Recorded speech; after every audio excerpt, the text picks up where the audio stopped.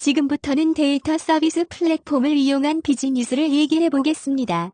iOS, 안드로이드, 지금 세상을 지배하는 디바이스를 고르라면 단연코 아이폰과 안드로이드 폰일 것입니다. 애플에서 iOS를 발표한 후 세상은 모바일화되기 시작했다고 해도 과언이 아닐 것입니다.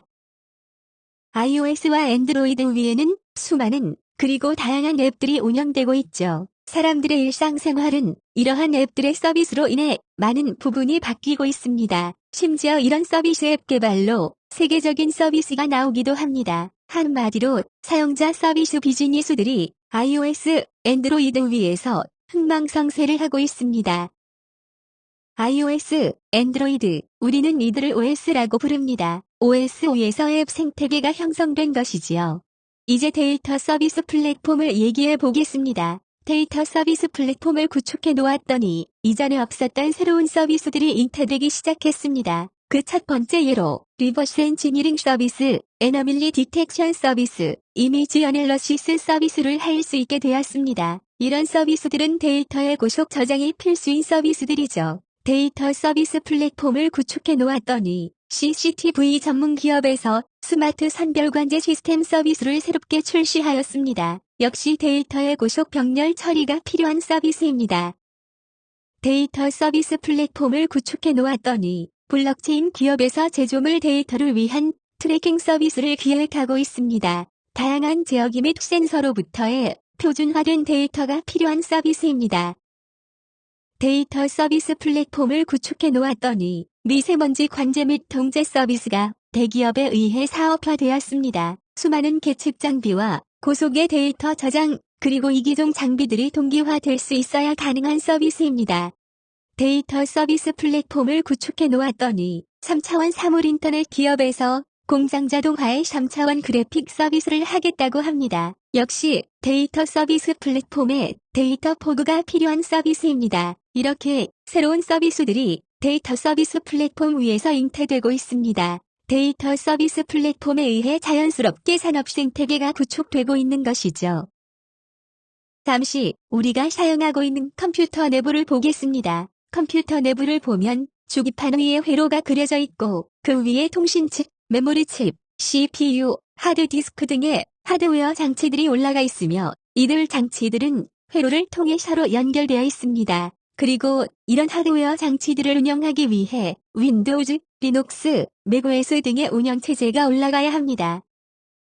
컴퓨터에서 OS는 기판 위에 올려져 있는 각종 장치의 데이터를 수집하고 인터넷 브라우저, 탐색기, 오피스 등의 어플리케이션 프로그램 및 그 데이터들을 잘 이용할 수 있도록 지원합니다.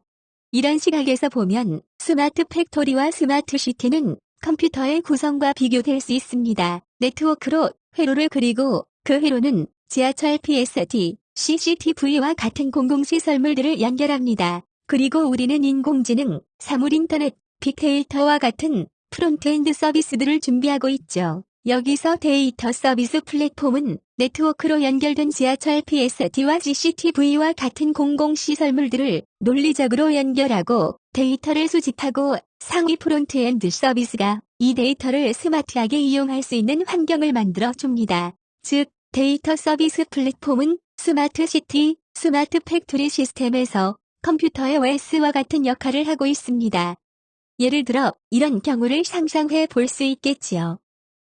빌딩 자동화가 잘 된 어떤 건물이 있다고 하겠습니다. 그러나 데이터 서비스 플랫폼과 같은 OS가 없는 건물이라고 가정하겠습니다. 그런데 어느 날 이 건물 바로 옆에 각종 최첨단 스마트 서비스들을 지원하는 건물이 새로이 들어섰다고 한다면 이 건물주는 건물의 가치를 올리기 위해 건물 관리자에게 옆 건물과 같은 스마트 서비스들을 지원할 수 있도록 해달라고 요청한다고 한다면 아마 건물 관리인은 건물 업그레이드에 드는 비용도 비용이거니와 새로운 서비스를 지원하기 위한 인터페이스와 솔루션 확보에 난감한 입장이 될 것입니다. 그러나 이 건물에 데이터 서비스 플랫폼과 같은 OS가 운영되고 있다면 걱정할 것 없습니다. 새로운 하드웨어가 추가된다면 그 하드웨어는 데이터 서비스 플랫폼에 시스템 무정지 상태에서 네트워크로 연결하고 마치 컴퓨터에서 드라이브 소프트웨어 설치하듯이 데이터 서비스 플랫폼의 엔지니어링 환경을 통해